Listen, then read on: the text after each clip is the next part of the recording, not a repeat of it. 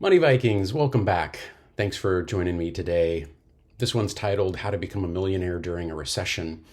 So clearly, there is more and more talk of a recession. We've actually been talking about a recession in this country and around the world for a little over a year. And right before that time at Money Vikings, we started getting defensive with our investments. So it was just in time. We kind of saw that pandemic run up was kind of running out of steam. And we also saw that inflation was really going to rear its ugly head. And again, remember, the inflation that we've experienced was really on a lot of things like, well, it was really everything, but inflation's not new. We've been feeling inflation in the areas of particularly housing, healthcare, and education for a couple of decades now, really high inflation in those areas.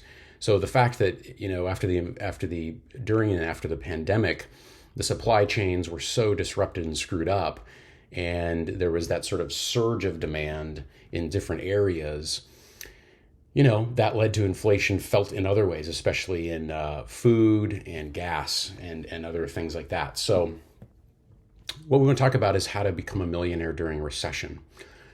What I've found is that, so now kind of being a Gen Xer, many of you know, I've invested for a couple of decades in various environments. And those have included the Great Recession, the Great Housing Crash, 9/11. I was even at the beginning of the dot-com bubble. And then, of course, there was the pandemic. There's been wars, all kinds of disruptions around the world. And those are only going to continue in a lot of ways. The good news is that at the end of the day, I think the United States is positioned to be very strong. And I think I would not bet against the U.S. I wholeheartedly believe in what Warren Buffett talks about, never bet against the U.S. I believe we still have a very strong system, checks and balances, enough transparency, capitalism with some rules, that it creates a very, very good environment over the long run for investors. Of course, there's going to be disruptions and there's going to be recessions.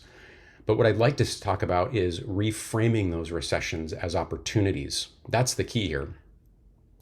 Those that I've studied that have made, built wealth over time, typically when they look back over the course of decades, it's those times when everyone was scared and asset prices were depreciated that they really took advantage of them. Great example is the Great Housing Crash. So that was an interesting one if you didn't live through it. If you're younger, if you're millennial, Gen Z, you were probably too young to remember. But at the end of the day, too many people were being given loans that really did not qualify, and everyone was investing in real estate. It was like a frenzy. But there was a lack of understanding of what real estate investing takes. It is work. I would not really call it passive sometimes. I'd say I call it a sometimes passive investment, depending on how you get involved with it. Sometimes it can be a very intense hands-on investment with a lot of business acumen required, a lot of working with people, a lot of working with banks, construction, project management, all kinds of stuff like that. But what's happened is during times when assets have been depreciated, those with extra capital or those able to dollar cost average into it have been able to do well in the long run. They can pick up shares, they can pick up property, they can pick up assets at lower cost. So that kind of feeds into three ideas for how to build your wealth during a recession, which once again, we're talking about in the media and in the system that will probably see a recession this year. And again, I would look at it as something not to fear. I would look at it as right now as to prepare for the opportunity and to keep your wits about you. It doesn't mean the world's ending. Recessions, booms and busts are kind of a normal part of the cycle. What you're hoping is that we are able to smooth out the recessions so they're not too deep, so they kind of go like this. And then you're hoping that they, you can pick up some assets here. They go up again. Of course, there's a boom cycle, there's a business cycle. It plateaus at some point, it dips down again. And you're hoping that over the long run, it's going like this, right? And then that we've mitigated, just like the Great Depression was an example of an unmitigated that was not a recession, that was a depression. And so we're trying to avoid in the system a depression. We're trying to kind of go like this and go up over time and grow the economy, which I think we will do. So recessions do suck. That's my point here. And you can check this out at truewealth.moneyvikings.com if you want to do more of a deep dive into some of our other analysis. Again, not investment advice. These are just things that we think about and do. But recessions suck because people lose their jobs. So that's the unfortunate part of it. And at the moment, you can see the Fed is, I don't want to be too abrasive about it, but they're trying to sort of slow down and break something in the economy to tame inflation. And unfortunately, I think sometimes that results in job loss. So number one, you really want to check your job prospects. Is your job somewhat secure from the changes in AI coming and from a recession? And there's a lot of jobs like that. Or are you cushioning now so that you're prepared for that? If you've got 3-6 months, a year out of work, that's the idea. Okay.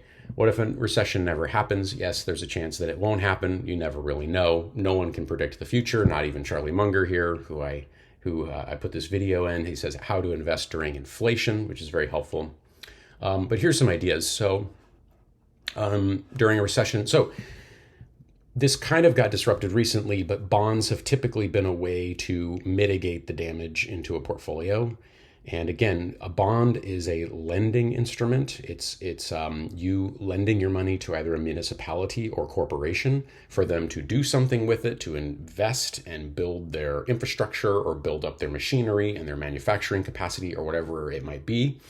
And in return for that, you're typically getting a set rate return on your bonds that you've purchased.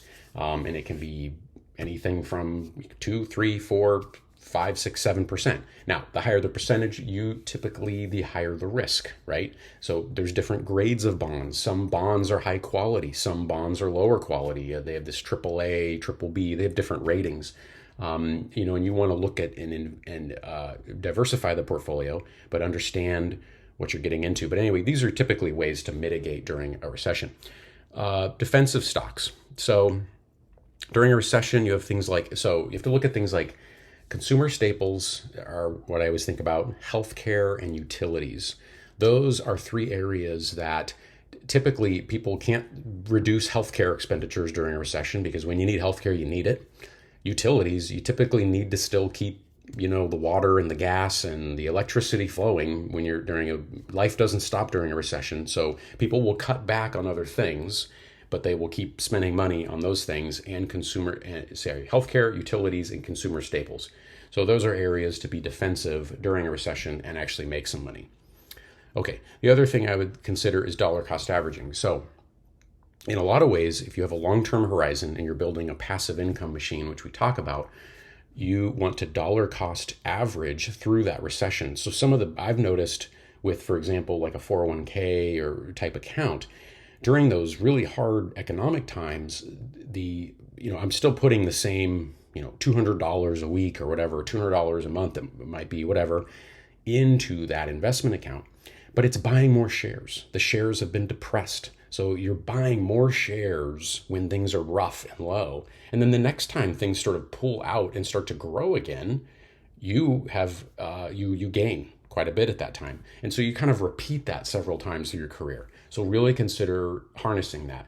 The other thing I'll add is real estate. So again, I don't see real estate as a passive thing. It can be, though.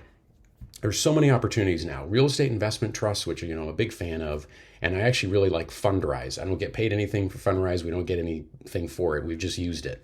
And I've found it to be really nice through rough economic times so far. So that's a crowdfunding to get real estate exposure. And then there's, of course, real estate investment trusts. The thing about real estate is that it can be repurposed and reimagined. So, these properties can be reimagined and turned into different things. There can be efficiencies found. And then depending on the different sector, you have things like Stag, the industrial properties that are sort of like Amazon warehouses. Well, those aren't, as you can tell, those aren't going anywhere, are they? So, but again, real estate's a way to, get some long-term returns, of course. But hands-on real estate is very time-consuming, especially up front, I believe. You really need to have the lifestyle and the bandwidth to do it and the resources. So that one I find a little more tricky. We've done a lot of coverage on that on the truewealth.moneyvikings.com, so you can check that out. But anyway, we also have some great videos as well talking about Are You Ready checklist to invest in real estate. So the last thing I'll say is don't give up. Recessions are a normal part of things, so stay strong, Money Vikings, and keep going no matter what happens over the next half of the year. Okay, talk with you later. Thank you very much for watching. Really appreciate tuning in. Please like and subscribe if you get some value out of our channel, and if not, best wishes to you. It's all good. Thanks.